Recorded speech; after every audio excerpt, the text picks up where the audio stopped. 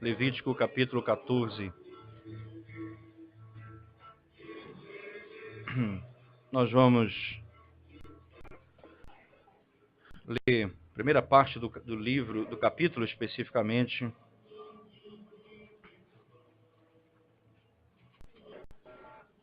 É verdade que o capítulo 14 trata de dois temas importantes, que é a restauração do leproso e as leis acerca da lepra dentro ou numa casa, especificamente. Então, nós vamos dividir. Hoje nós vamos expor até o verso 32 e, se Deus permitir, no próximo domingo, do 33 até ao 57. Assim diz a palavra. Disse o Senhor a Moisés: esta será a lei do leproso no dia da sua purificação. Será levado ao sacerdote. Este sairá fora do arraial e o examinará.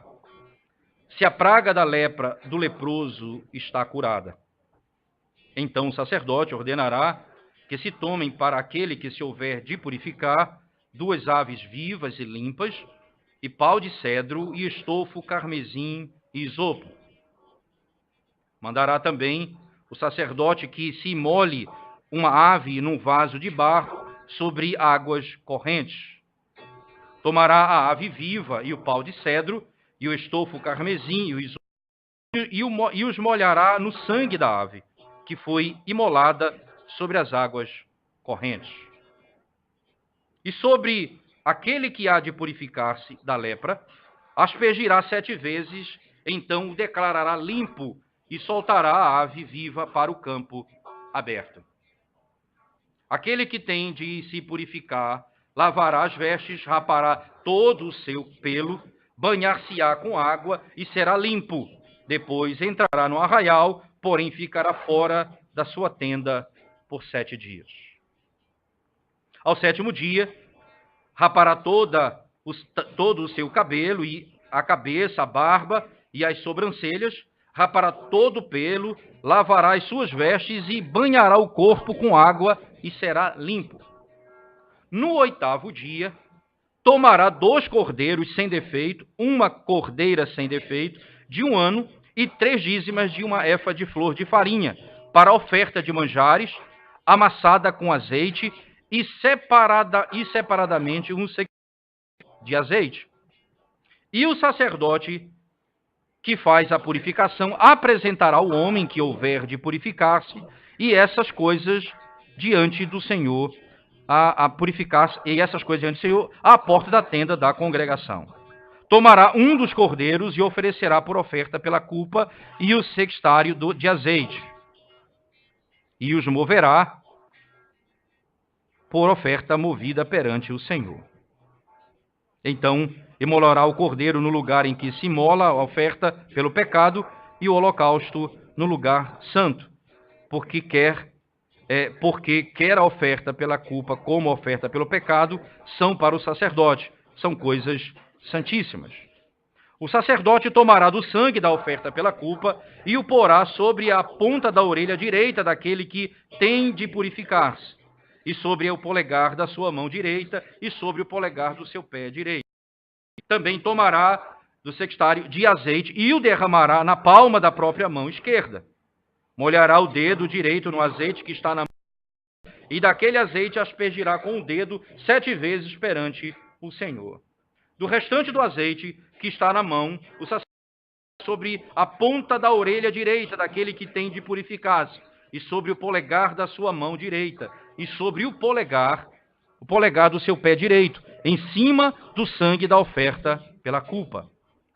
O restante do azeite, que está na mão do sacerdote, pô-lo-á sobre a cabeça daquele que tem de purificar-se. Assim o sacerdote fará expiação por ele perante o Senhor. Então o sacerdote fará oferta pelo pecado e fará expiação por aquele que tem de purificar-se da sua imundícia. Depois imolará o holocausto. E o oferecerá com oferta de manjares sobre o altar. Assim o sacerdote fará expiação pelo homem, e este será limpo.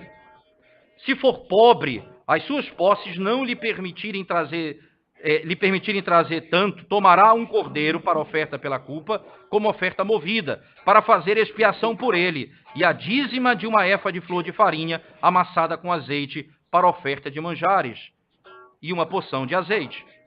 2 rolas ou 2 pombinhos, segundo as suas posses, dos quais um será para oferta pelo pecado, o outro para holocausto. Ao 8º dia da sua purificação, os trará o sacerdote, à porta da tenda da congregação, perante o Senhor. O sacerdote tomará o cordeiro da oferta pela culpa e a porção de azeite e os moverá por oferta movida perante o Senhor.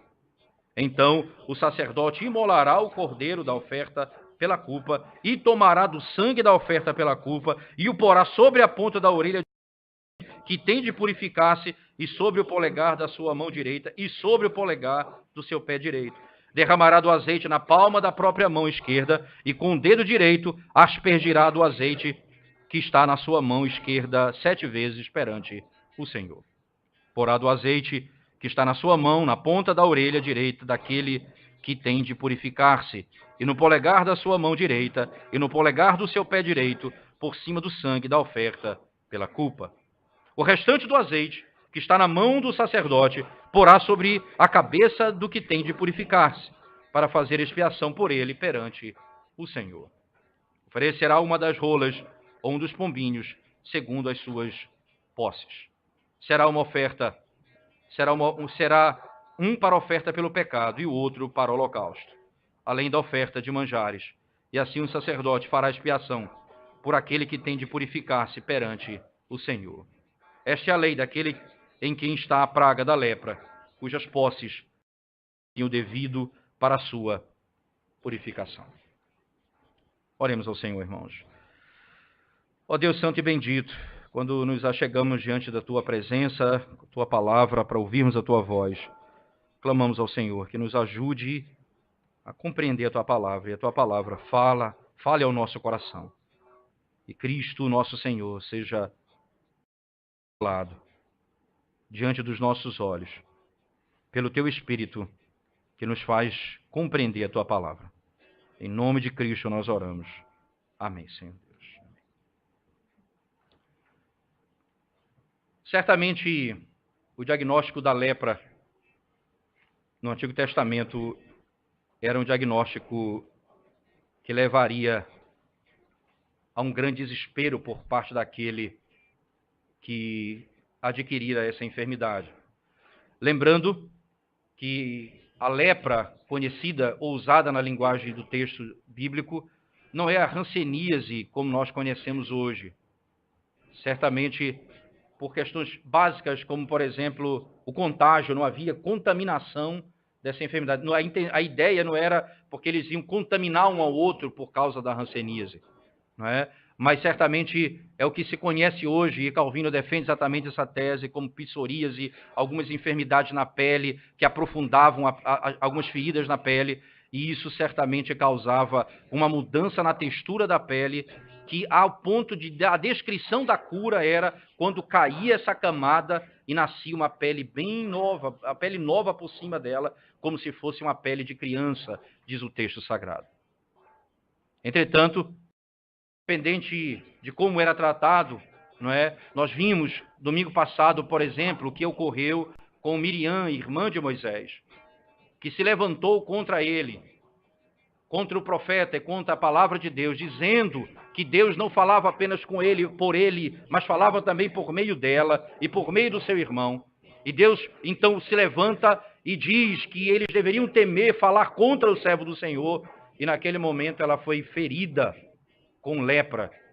E Moisés ora por ela, pede por ela, e o Senhor perdoa o pecado dela e restaura a ferida dela. Mas ela passa 7 dias e depois é reintegrada mais uma vez à comunhão dos irmãos de Israel, da sua caminhada pelo deserto.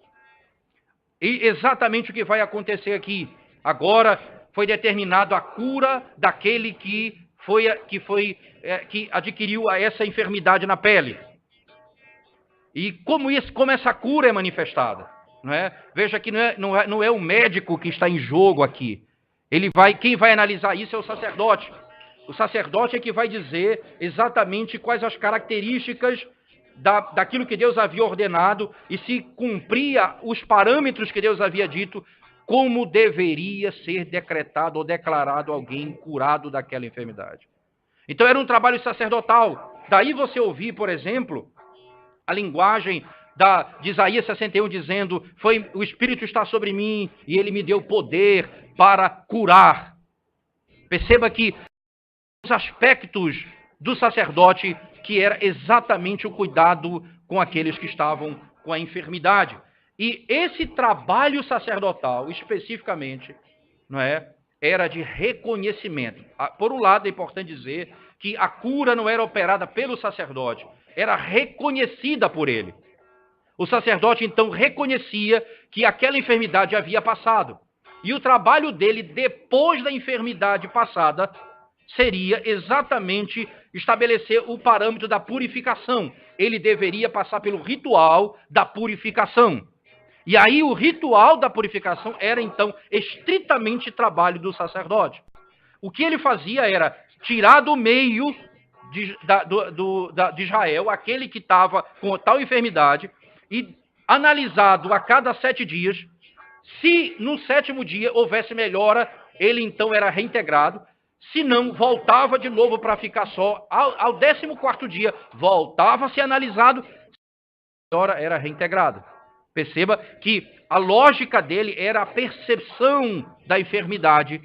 E ele, após ter passado, o que ele fazia era, ele fazia aquele ritual da purificação da enfermidade.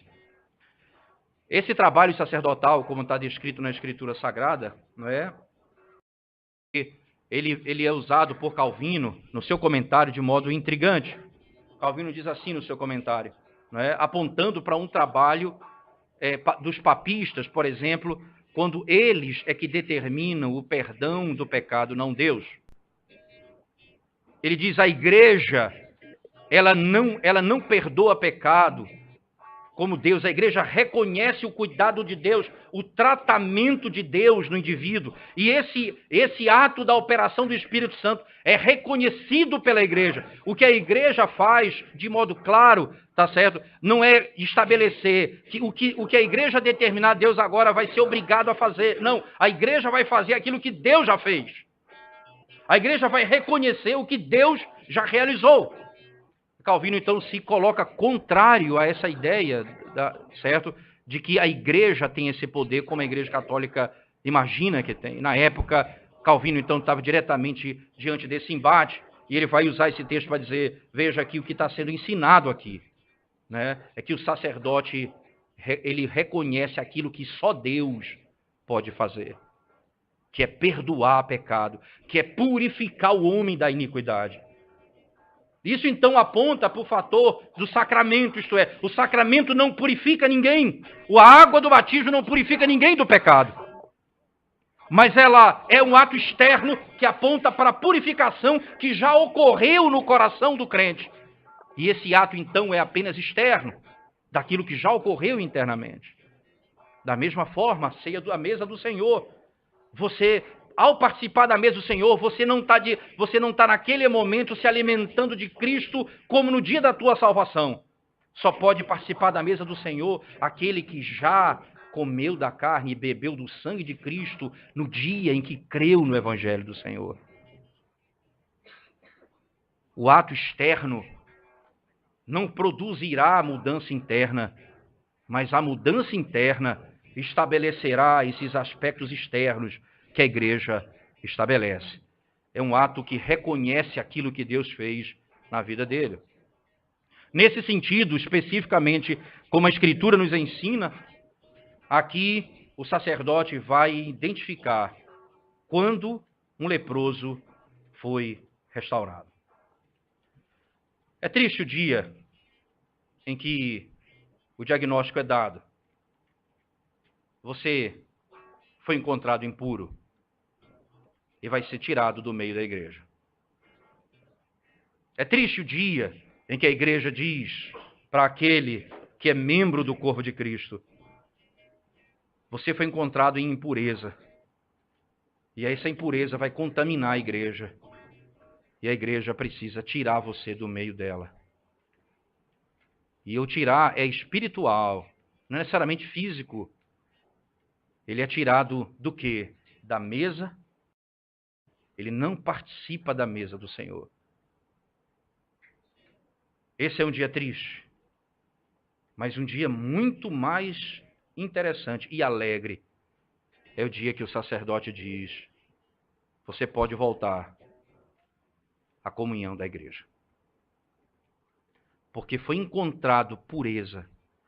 E aquela ferida e aquela imundície que havia em você já não existe mais. E aquele pecado foi perdoado. E aquela iniquidade que você praticava já não existe mais. E agora você volta à comunhão da igreja. O sacerdote, ele faz exatamente esse trabalho aqui. O sacerdote, ele é responsável para dar certeza àquele que foi tirado do meio da igreja, de que ele está limpo e pronto para andar no meio do povo de Deus mais uma vez. O sacerdote faria exatamente esse trabalho e não outro. A narrativa, irmãos, da restauração vai do capítulo 1 até o 32, como nós lemos, né? Ela tem um tema central. O tema central é exatamente a restauração daquele que foi expulso do meio da congregação por causa da lepra. Como restaurar aquele que foi curado pelo próprio Senhor? A cerimônia da restauração, veja aqui do verso 1 e 2, diz assim: disse o Senhor a Moisés: esta será a lei do leproso no dia da sua purificação.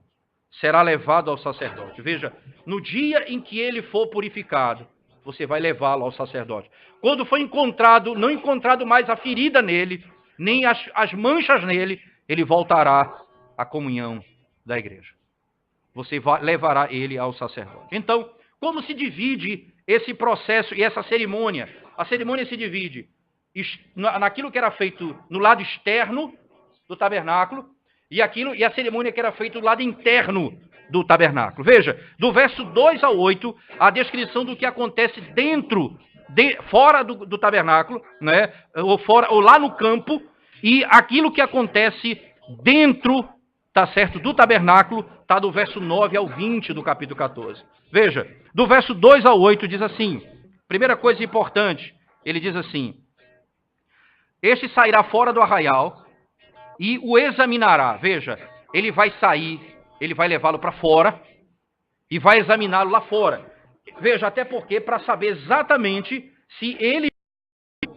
Porque se ele for examinado dentro, tá certo, ele não pode participar, porque a sua iniquidade contaminará aqueles que estão com ele. A sua iniquidade contaminará os que estão com ele. Nesse sentido, ele é analisado lá fora. Se a praga da lepra do leproso está curada. Lá fora. A análise é feita lá fora, não é feita dentro. Segunda coisa, verso 4. O sacerdote ordenará que se tomem para aquele que se houver de purificar 2 aves vivas e limpas, e pau de cedro, e estofo carmesim, e isopo. E mandará também o sacerdote que se molhe uma ave num vaso de barro, sobre água corrente. Interessante, não é? Do verso 2 ao 8, o que ele descreve são a maneira como ele vai tratar aquele que está purificado lá fora. 2 aves. Isso aqui independe se é rico ou pobre. A ave aqui não é questão de riqueza ou pobreza. Porque ele vai dizer lá na frente, para o pobre você vai fazer esse princípio aqui, aquele que não tem condições. Isso aqui não é questão. Para qualquer um, ele vai pegar 2 aves. Essas 2 aves, que é interessante, que é parecido com aquilo que vai ser descrito no capítulo 16 de Levítico. Por favor, abra sua Bíblia comigo. No dia da expiação, Levítico 16, veja o que diz. Falou o Senhor a Moisés, depois que morreram os 2 filhos de Arão, tendo chegado aquele diante do Senhor. Então disse o Senhor: Moisés, dize a Arão, teu irmão, que não entre no santuário em todo o tempo para dentro do véu, diante do propiciatório que está sobre a arca, para que não morra, porque aparecerei na nuvem sobre o propiciatório. Então Arão no santuário, entrará Arão no santuário com isto, um novilho para oferta pelo pecado e um carneiro para o holocausto. Vestirá ele a túnica de linho sagrado, terá as calças de linho sobre a pele, cingir-se-á com o cinto de linho e se cobrirá com a mitra de linho. Não são estas as vestes sagradas. Banhará o seu corpo em água e então se vestirá. Da congregação dos filhos de Israel tomará 2 bodes para oferta pelo pecado, um carneiro para o holocausto. Arão trará o novilho da oferta pelo pecado e fará expiação por si e pela sua casa. Veja, esses 2 bodes aqui que são usados é o que vai ser chamado do bode emissário. Um vai ser imolado e o outro vai ser colocado a mão sobre a cabeça e ele então vai fugir para o deserto. Não é? Isso é feito no dia da expiação. Na purificação, ele usa 2 aves. 2 aves. Uma vai ser imolada.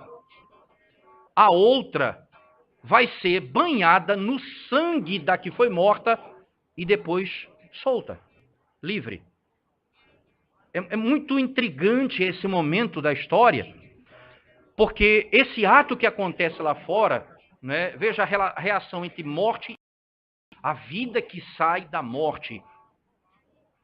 Porque o sangue é onde está a vida, e o sangue foi derramado, a morte foi estabelecida. Então ele pega a ave que é viva, ela é banhada no sangue. Veja que ele coloca, esse sangue vai ser colocado em água corrente.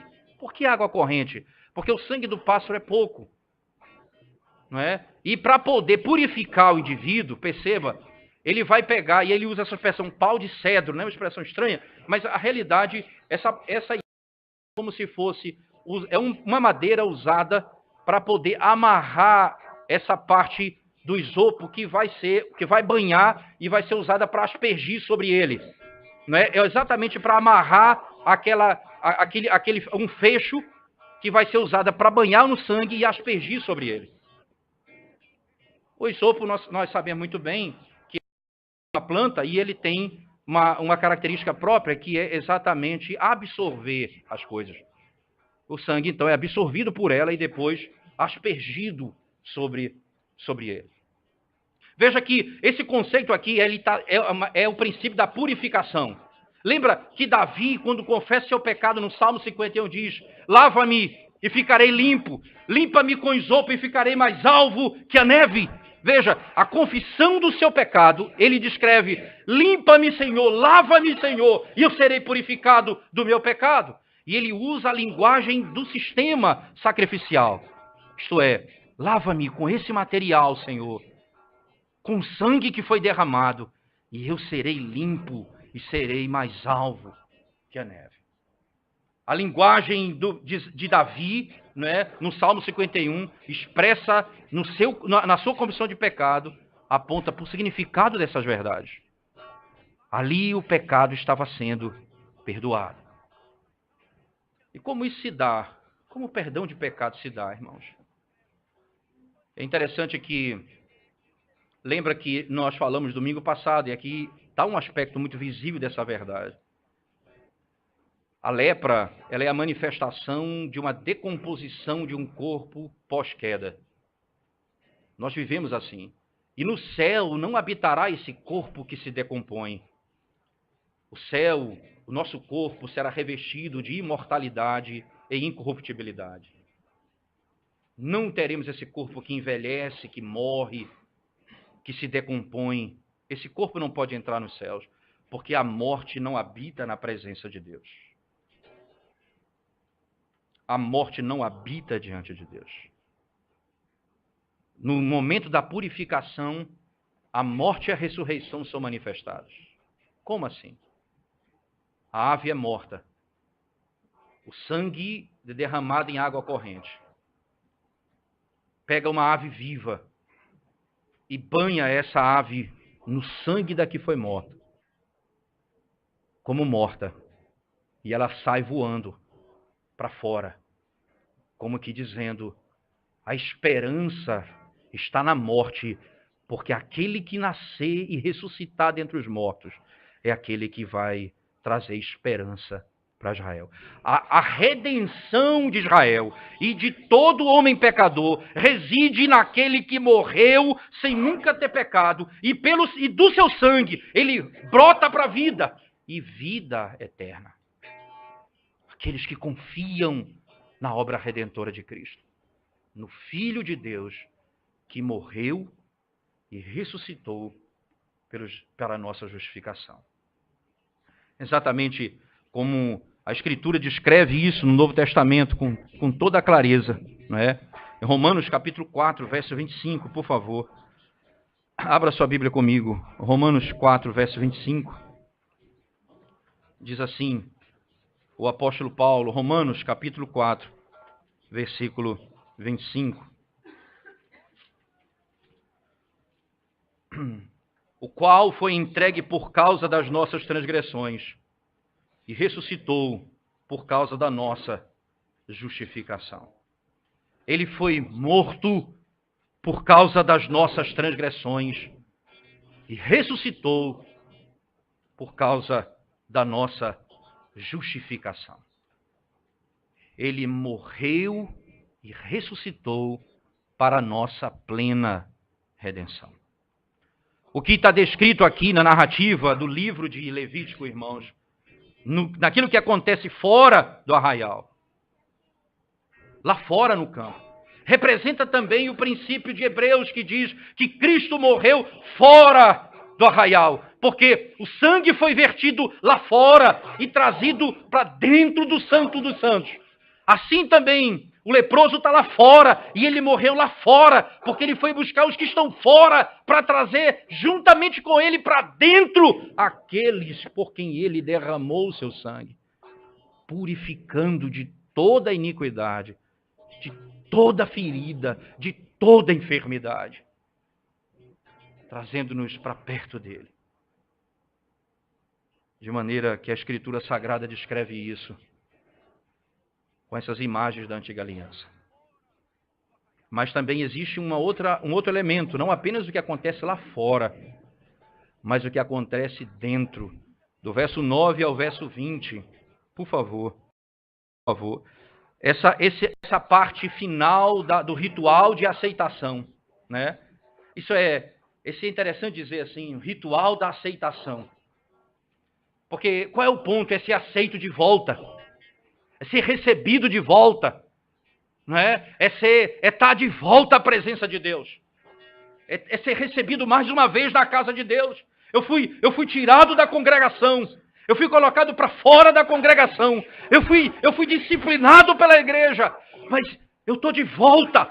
Eu fui trazido de volta à casa de Deus. O Senhor me restaurou mais uma vez. O Senhor teve misericórdia de mim e tirou a lepra que estava na minha pele e me deu pureza e me restaurou completamente. É o ritual da aceitação.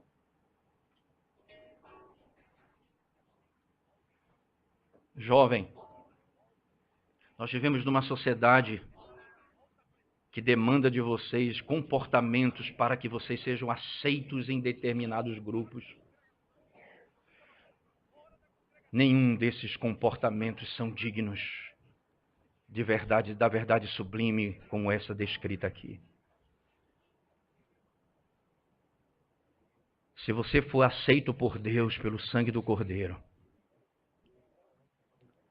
você não precisa cumprir os padrões dos grupos que vocês vivem para ser aceito por eles. Calça de marca,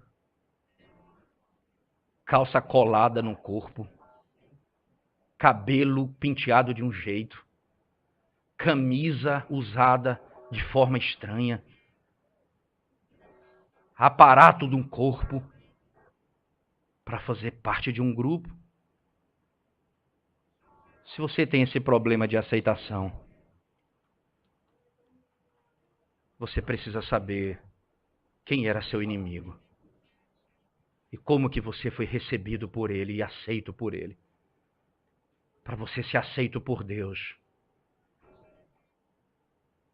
Ele teve que entregar o seu filho, o Cordeiro amado, o Filho bendito, para morrer pelo seu pecado.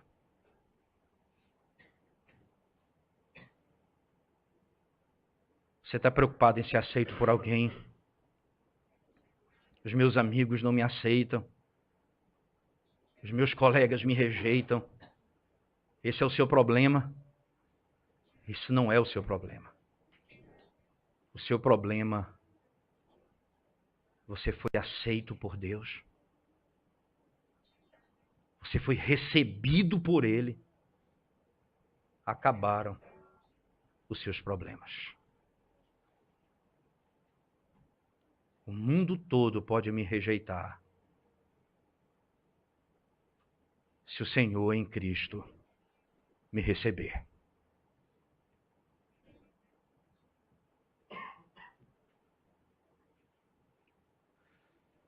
O ritual de aceitação tinha um princípio interno também.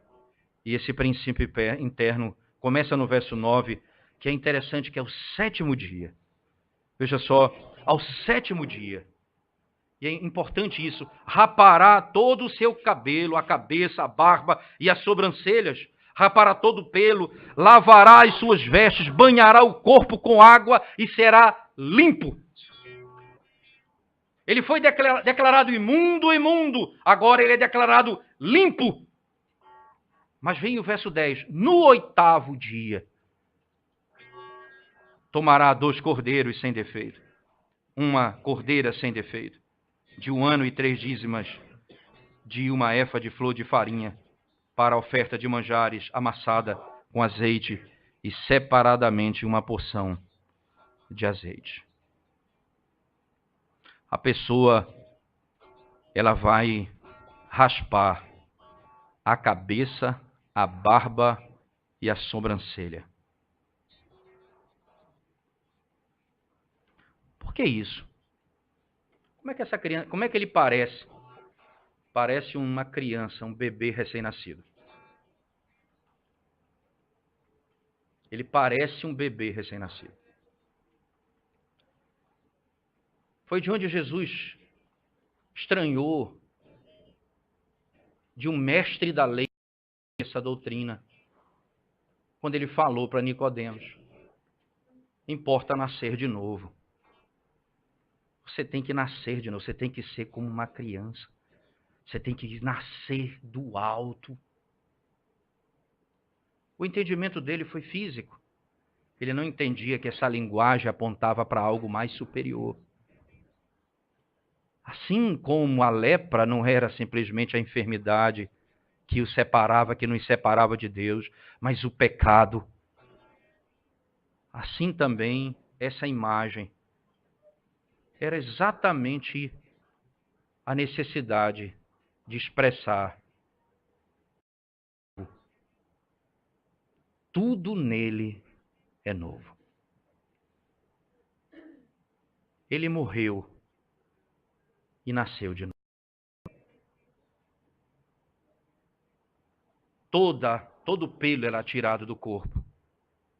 E ele voltava como uma criança recém-nascida. Mas no 8º dia, verso 10, não é? No 8º dia, a pessoa curada deveria trazer um cordeiro, uma fêmea, nem macho, né? Você, como diz o texto sagrado, né? Especificamente uma cordeira sem defeito e 2 cordeiros. Serem isso, ambos, ou os 3 especificamente, deveriam ser sem defeito algum.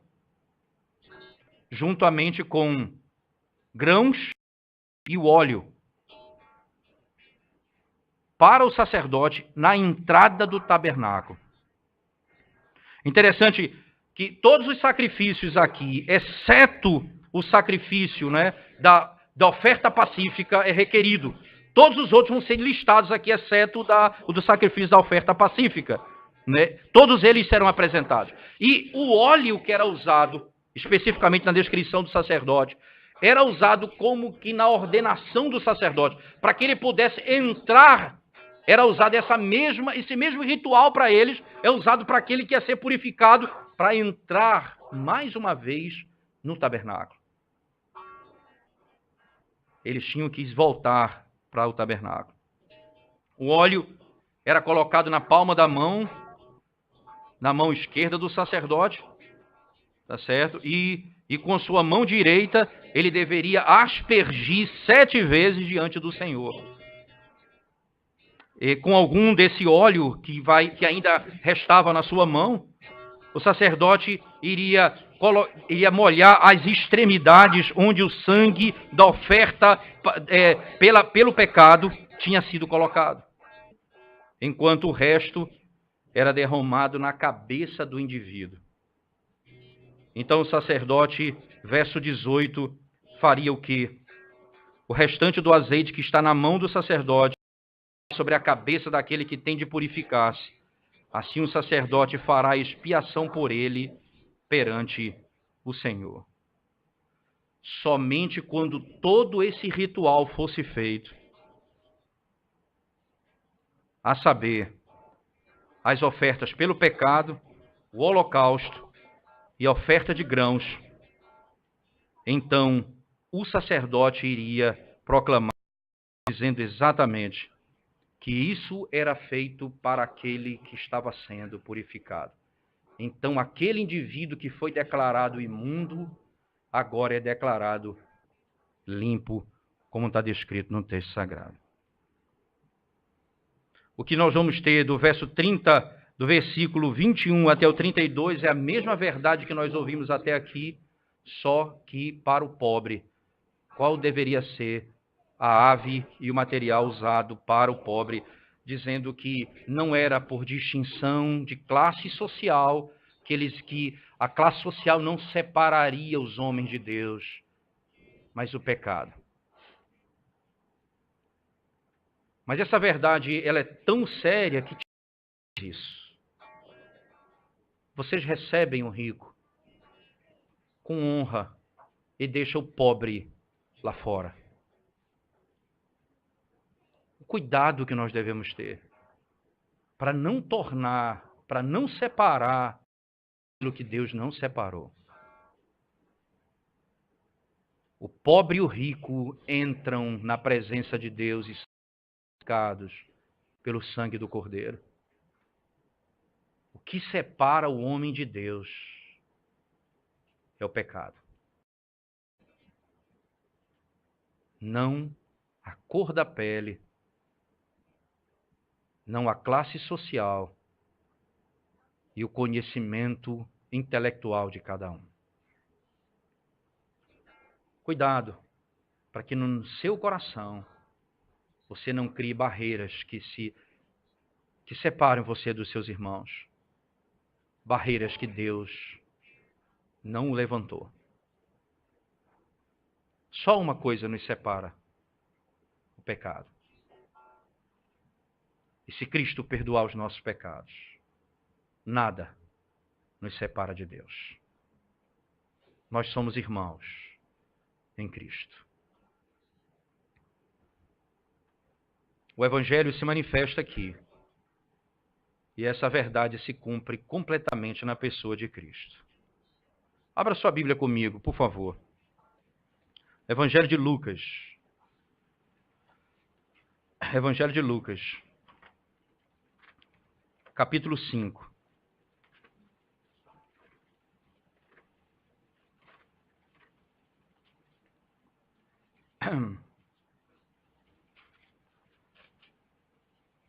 Verso 12. Aconteceu que, estando ele numa das cidades, veio à sua presença um homem coberto de lepra. Ao ver a Jesus prostrando-se com o rosto em terra, suplicou-lhe: Senhor, se quiseres, pode purificar-me. E ele, estendendo a mão, e veja que informação extraordinária Lucas nos dá. Tocou-lhe. Que coisa impressionante. Ele não seria contaminado. Ele ali naquele momento estava fazendo o que acontece no sacrifício. A sua impureza ele levou sobre si. E a sua justiça foi imputada a ele. Tocou-lhe. Ele tocou no cordeiro que ia ser imolado pelo seu pecado. Jesus toca nele. E é mais do que isso, mais do que ele tocar em Cristo. O Senhor toca nele. O Deus que desce da sua glória, puro, santíssimo, e toca no imundo. Se prostra, se humilha para o imundo. Como eu e você. Como eu e você. Porque nós tínhamos uma enfermidade incurável. A lepra do nosso pecado. Que nos separava de Deus. E ele desce da sua glória e da sua santidade e toca o imundo e o cura.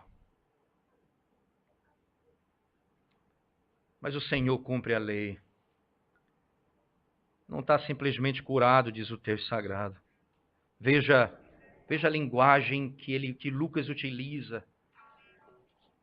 Podes purificar-me, não podes curar-me, não. O Senhor pode me trazer de volta à comunhão. O Senhor pode me restaurar. O Senhor pode tirar aquilo que me torna imundo. Ele usa a linguagem de Levítico, o ritual da purificação. O Senhor pode me purificar. E o Senhor toca nele, quero, fica limpo. Fica limpo. E no mesmo instante, lhe desapareceu a lepra. E ordenou-lhe Jesus que a ninguém o dissesse. Mas vai, disse, mostra-te ao sacerdote, como diz a lei do Senhor. E oferece pela tua purificação sacrifício que Moisés te determinou para servir de testemunho ao povo. Vai. Perceba que agora, esse sacerdote, o sumo sacerdote que é Cristo, ele não só reconhece o que volta, mas ele restaura o enfermo. Ele perdoa o pecado. Ele não é apenas o sacerdote que reconhece aquele que foi purificado por Deus. Ele é o que purifica o pecador. Que tira a iniquidade do pecador. Ele diz, sim, eu quero. Fica limpo. E volta ao sacerdote. Capítulo 17 de Lucas, por favor. Lucas 17.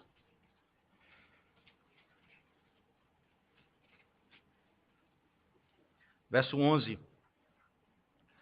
De caminho para Jerusalém, passava Jesus pelo meio de Samaria e da Galileia.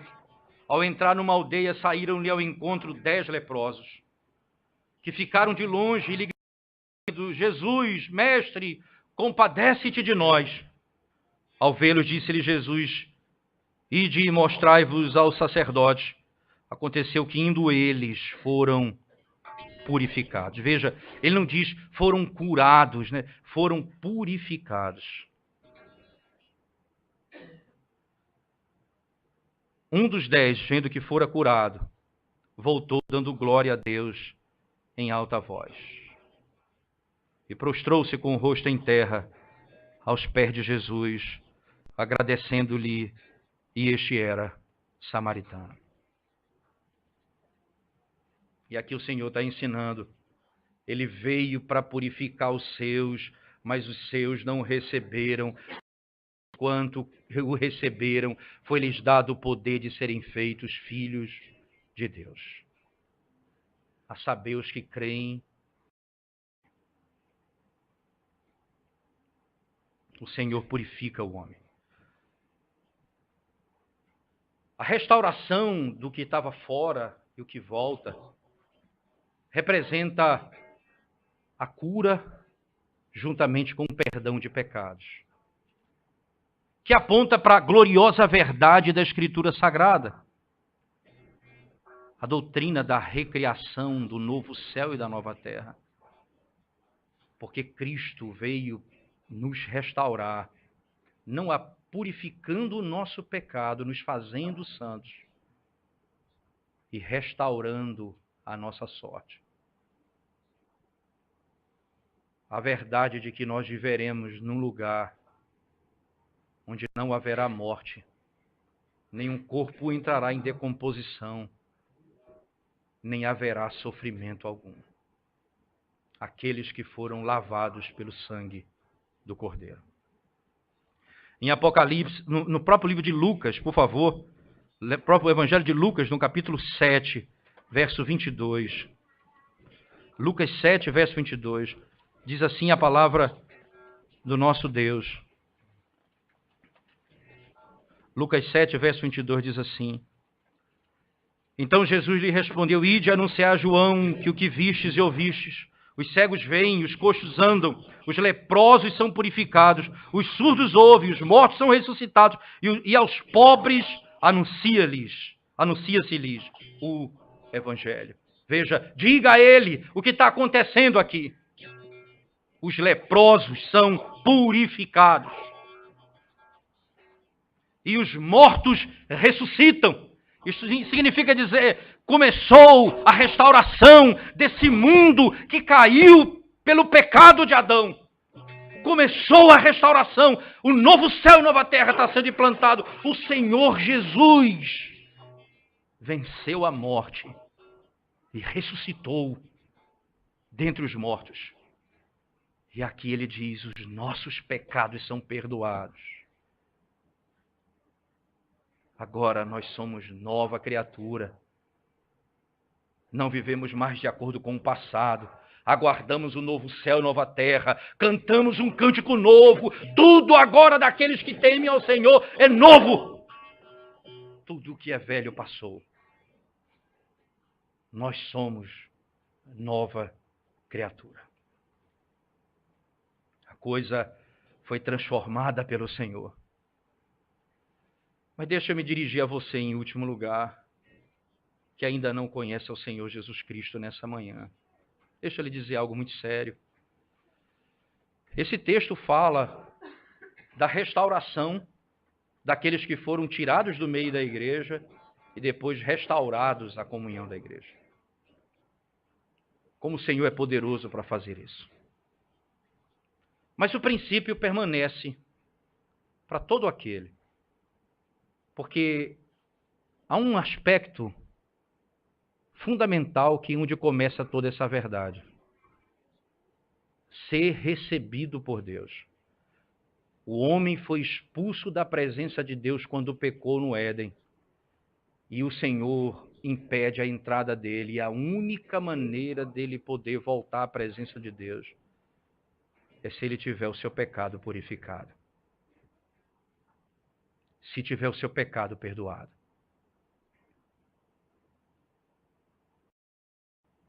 Se aquele que estava foi tirado do meio por causa do pecado, imagina aquele que nunca teve o seu pecado perdoado. Está fora do povo de Deus. Distante do povo de Deus. Isso me faz, então, pensar em duas verdades importantes que eu queria que vocês sentassem, abrissem a Bíblia junto comigo em dois textos, basicamente, e pudessem sentar o pensamento em cima dessa verdade. Duas coisas, dois textos. Por favor, abra sua Bíblia comigo em Efésios, capítulo 2. Efésios, capítulo 2.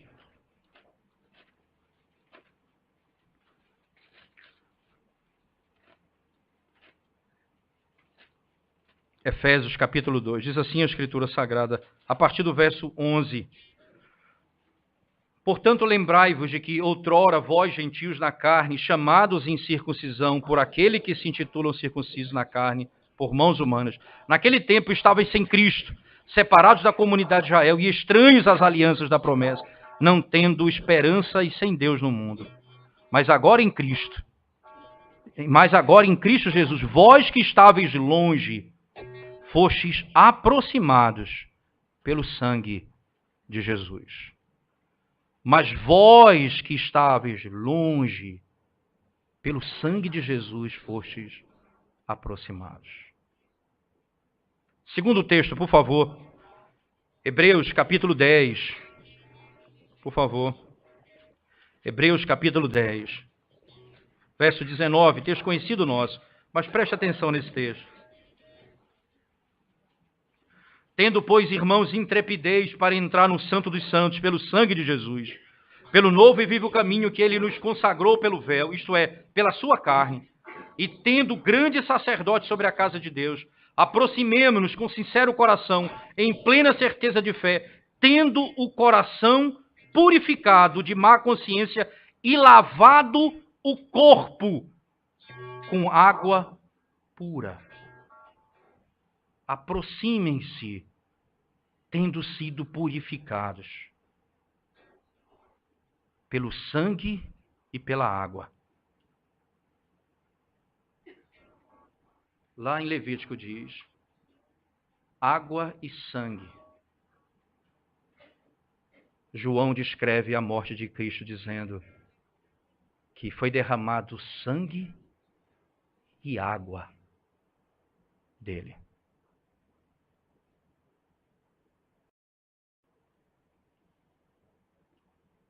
Ninguém poderá se aproximar de Deus se não for lavado pelo sangue do Cordeiro.